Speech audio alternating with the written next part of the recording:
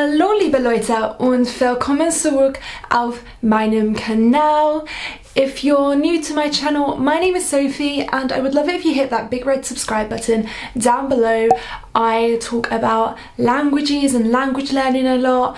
I make travel videos and also I'm currently studying abroad in Lyon in France, so I also make a lot of videos about that as well. So if you like any of those sorts of videos, definitely make sure to hit that big red subscribe button down below and turn on that notification bell as well so you never miss one of my videos. But anyway, this video is one that was requested a while ago, but I've only just gotten around to making it, and it is my favourite German words. I'm not German, I'm British, so it's my favourite. You can probably guess from the accent, but yeah, it's my favourite German words as a Brit. But like I said, I make a lot of videos about languages, and for a bit of background, I study German at university and Spanish and French as well, hence why I'm in France.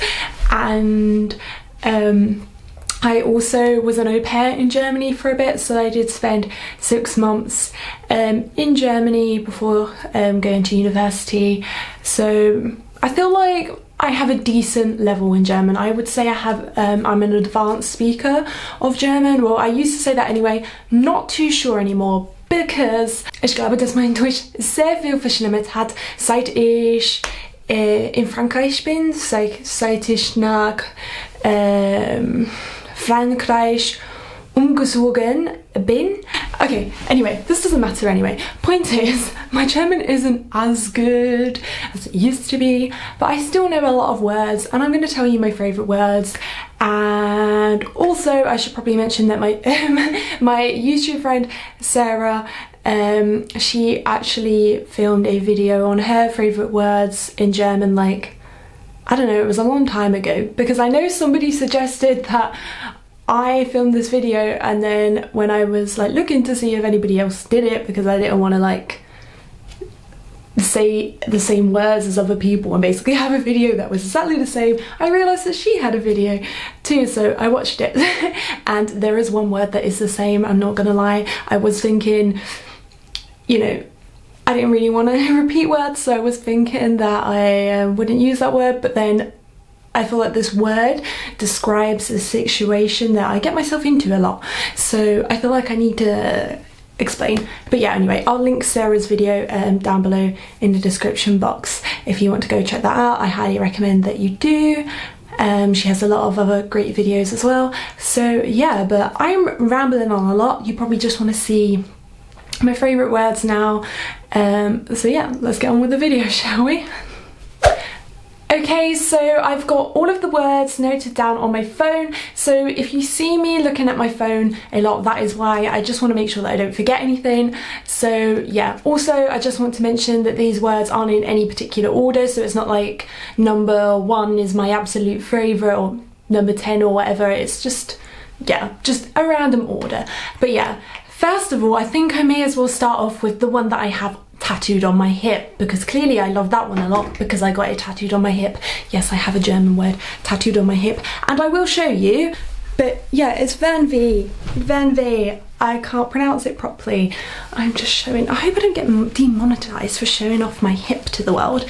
But yeah, I have Van V tattooed on my hip, and basically there is no word for this in English. If you put it into a dictionary, it may give you the translation as of wanderlust, but it doesn't exactly mean wanderlust. I guess that's the best way of translating it in English, but it's not the exact same as wanderlust, because, well, Ve means pain and Fern means distance, so it's like pain, distance, right? It is literally like the longing of faraway places. So this, like, almost like you want to go to all these faraway places so badly that it hurts, you know. That's my best, that's how I'm gonna describe it. I think that's a good way of describing it.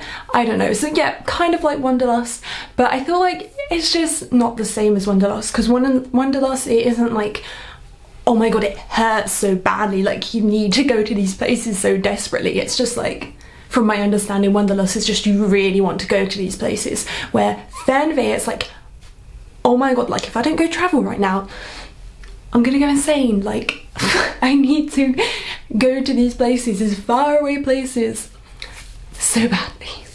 Okay, so this next word is a bit of a long one, and I feel like it's not a word that, you know, you would just hear Germans using regularly, but it is a word that I learnt when I was doing my A-levels. So basically just they're basically just the exams that we take in the UK if we want to go to uni. There are BTECs that you can also do to get into uni, but yeah, that's like what most people do. If they want to get into uni, they do A-levels. So anyway, when I was learning A-level German, I learnt this word, and I literally, like, anytime I could use it in an essay, find a way to sneak it in, I would, or just like a speaking presentation, speaking exam. I literally used to try and sneak this word in all the time because it was like the longest word I knew, and I thought it made me sound like really intelligent, and I feel like it's a word that, like I said, I don't think many people necessarily know it, or like if they know it, they don't really use it. So I felt like it made me look really intelligent. But yeah, anyway, it says Zusammengehörigkeitsgefühl. I hope I pronounced that correctly. Oh god, I can't even speak English either, can I? But yeah, basically this is another word we don't have a direct translation for in English, but I really like the meaning of it. So zusammen means together, and like gehören is kind of like to like belong. And Gefühl is like feeling, so it's literally like this feeling of togetherness. So you can literally just talk about, like, you know, you could talk about like hanging out with your friends and be like, oh, it was like, you know, you could talk about this party and I don't know, just an evening with your friends, you know, or something. You can talk like, oh, there was just such a good feeling of togetherness, but we wouldn't have that in English, like, I don't know. The next one is a word that I've mentioned on my channel before, but I'm going to conclude it in this video because I still love it, and it is Glühbirne. Glühbirne. So glue is literally like glowing, and Birne is pear. So it's a glowing pear. And what glows and is in the shape of a pear? A light bulb. So it is a light bulb. It is very logical. And I know someone did comment on my video before saying most Germans would use a different word for this. But this is definitely the word that I've learnt, the only word I've learnt for light bulb. And you know, maybe there is another word that people would use, Germans would use, or German speakers, not just Germans, would use for light bulb, but like, it's the word I've learned, and it sounds nice still. I'm sure it sounds better than the other word, but yeah, I like it. I mean, a glowing pear, that's so cute. And the next word, the fourth word now is Geborgenheit, which again is one that I think I learned at A-level, or maybe I learned it when I was doing my intensive B1 course in Konstanz. I'm not too sure. I definitely remember using it then, but I'm pretty sure I learned it at A-level. But yeah, again, this is one that we don't have like a direct translation for in English, and like, if I'm remembering correctly, I'm pretty sure it means like a feeling of security. So just, you know, feeling like kind of safe and like belonging, like, I don't know. I used to use this when I was like talking about places where I felt kind of at home and safe. Because I'm pretty sure we used to use it when we were like talking about, I'm pretty sure I learned it when talking about Heimat, which means like home country. Sternschnuppe. So stern actually means star. I'm not too sure what schnuppe means, but Okay, so somebody who works in the student residence where I'm staying just knocked on my door basically he just knocks on the door to check up and make sure that we're all alright every once in a while. So obviously I had to go to the door, and now I don't really know what I was exactly talking about when I got this knock on my door. I think I was talking about the word Sternschnuppe, so I'm just going to talk about that. Hopefully I was. Don't really know what I said about it, but yes, Sternschnuppe means shooting star. Stern means star. Don't know what Schnuppe means, but I just like the sound of it. That's all I really have to say about this word, Sternschnuppe. I don't know, it sounds a lot cooler than shooting star. Also, I feel like it's a lot quicker and easier to say. Sternschnuppe, shooting star. Maybe it's not a lot quicker and easier to say, but I prefer it. That's all I have to say. Okay, so the next word that I want to mention is Ohrwurm. Now, Ohr means ear, Ohren means ears, and Wurm means worm. And ein Ohrwurm, a earworm, is literally something that it's like a tune or a song, like a little jingle or whatever, a catchy jingle that you cannot get out of your head, which I like. I don't even know if we have a word for this in English. Like, do we? I feel like we should, because I feel like everybody always at some point has a song or a jingle from a TV advert or something that they can't get out of their head, and they'll be singing it or humming along to it. So I feel like we do definitely need a word for that, and I do like that in German it is earworm. I don't know why, maybe because like the little worm just like gets in your ear and you can't get it out, like you know, a tapeworm. Maybe it's kind of like that, because I don't know. I feel like there's got to be some logic to it, because German is a really logical language. So I'm just guessing maybe, you know, the worm, it gets stuck in and you can't get it out. It's stuck in your ear. You just keep hearing it, hearing that song, hearing that tune, even though you're not actually listening to it. Maybe. I don't know. But anyway, the next word, accidentally opened up some random video from Vulian instead. But yeah, the next word, this is the one which Sarah...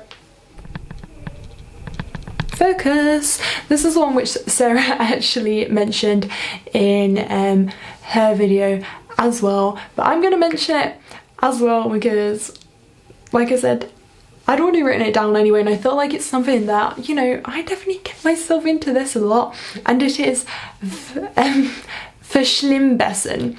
So besser basically means like better, and you know, like verbessern is to, you know, get better, improve, to improve, and schlimm is like bad. So like verschlimmbessern is literally like bad better, okay, if you're thinking about it like that. But it's like, what it actually like really means is like trying to make a bad situation better, but actually just making it worse. And I feel like that is something that I do all the time. I'm pretty sure it just means to make a bad situation better. And then I can't remember what Sarah said in her video, but I'm pretty sure it means to make a bad situation better, but just keep making it worse. And I feel like this is something I do all the time. I guess in English we just say you got your shovel and you're digging a hole. That's what it's called, right? You dig in a hole with your shovel, you keep making it worse. I feel like it's something I do all the time, because I just feel like I don't know sometimes when to stop talking, and I just have no filter sometimes. You know, there's certain times I know not to talk about certain things, but sometimes stuff just comes out and then I try to explain and I just make things worse, and I just dig a big hole for myself. I may as well just carry around a shovel all the time, because I do this all the time. I verschlimmbessern. Okay, and the next word is Zungenbrecher. Am I pronouncing that correctly? Zungenbrecher? I don't know. But basically, it is tongue twister. Pretty sure it means tongue twister. But instead it is tongue breaker. Like literally, it is tongue breaker, which I feel like, you know, sounds better than tongue twister. I mean, tongue twister is also good, you know, you get your tongue in a twist. trying to say it, but tongue breaker, you're literally breaking your tongue, like you can't use that tongue anymore at all. I don't know, like I just like that. Tongue breaker, it literally breaks your tongue. And I don't know if I prefer it to the English version, like tongue twister is still good as well, getting your tongue in a twist, but tongue breaker, I don't know, it makes it sound even more harsh, even more dramatic, you know. I feel like you can untwist your tongue, you can't unbreak your tongue, can you? Okay, so the next word is again another one which we don't have in English. I feel like there are so many words in German that we just don't have in English. And a lot of them are really good and I wish we had them. And this one is Waldeinsamkeit. So Wald literally means forest, Einsamkeit means loneliness. So this is like the loneliness, like the feeling of being alone in the forest. But I feel like it has, like, I feel like loneliness can sound quite negative. It has a lot of negative connotations. But if I'm correct, like obviously I'm not too sure, I'm not a native German speaker, so I'm not too sure, but if I am correct, I feel like Waldeinsamkeit has a lot more positive connotations. Is that what you call, is that positive connotations? Is that even a word? I'm forgetting how to speak English now. But yeah, I feel like it's a lot more positive. It's not like, you know, so negative about loneliness. I feel like it's, you know, the feeling of going to the forest and being alone. It's peaceful, it's calm, it's nice. You don't really know where you're going. You're having a nice wander, nice little gander around the forest. Like, I don't know. I feel like it's quite positive. And you know, I know we don't have a word for this in English, but I feel like it would be nice to have a word for it in English. Okay, so this next word is just one that I like the sound of. It's not one that, you know, doesn't exist in English or one that is really logical or anything like that. It's just one that I like the sound of, and it is, but yeah, gießen means to water. So yeah, to water flowers, to water plants, and I don't know, I just like the way it sounds. It sounds a lot cooler than water. Ich gieße die Blume.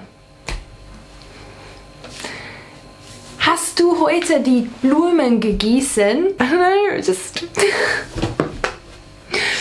it sounds nice. Do you not think so? I don't know, I just like it. It sounds kind of funny. Anyway, this next word, I like it because I think it's kind of logical, but I don't really know if it is logical. And it is Nashorn, and it means rhino, and Nase means nose. And I'm guessing nas comes from nose, or like nasal. I don't know. Is there a like word like nasal in German? Maybe that's where nase comes from, because nasal, because we say nasal when we're like talking about the nose in English. No, maybe that's where nasal in English come. Yeah, because English is a Germanic language, it would probably come from German, not, I don't know. Anyway, like I was saying, I think it's got something to do with nose, the nas, I'm guessing, and horn obviously means horn, you know, and rhinos have a big horn, so and they kind of have their horn where their nose should be or would be, I'm guessing. Do they have a nose? Do rhinos have nose? Yeah, they have noses, but they have it right near their nose, don't they? I don't know, because there's different types of rhinos with different horns, but I feel like some rhinos have horns near their noses. Am I going? Do I sound crazy right now? I don't know. I like it because I feel like it's literally nose horn. The animal with a nose horn. A horn on its nose. I mean, what's not to like? Okay, so I was going to originally do 10 words, but seeing as I basically copied a word, well, I didn't copy a word as I wrote it down already before watching Sarah's video, but seeing as one of them is the same, I feel like, you know, I should mention an extra word. Would this be be 11 words. Have I said 10 words already? I'm not sure. But this word is quatschen. Now, I just really like the way that this word sounds, and I feel like it literally just sounds like what it is. And it is basically just to natter. I love having a good natter. I'm so chatty, I'm always nattering. So to know the word to have a natter in German is very useful for me. So yeah, natter. I like the word I like the word quatschen. Also, I feel like it doesn't necessarily just mean to talk, to have a good chat. Well, I feel like it depends how you use it, but you can say like das ist Quatsch, which obviously I'm guessing comes from quatschen because it sounds similar, and to call something Quatsch is like, that's nonsense, like to say das ist Quatsch, like, or just, you don't even have to say das ist Quatsch, do they? I feel like German speakers tend to just say Quatsch more than das ist Quatsch. Like, do they actually say that? I feel like I just hear Quatsch, like you'll say something and they'll be like, nah, Quatsch.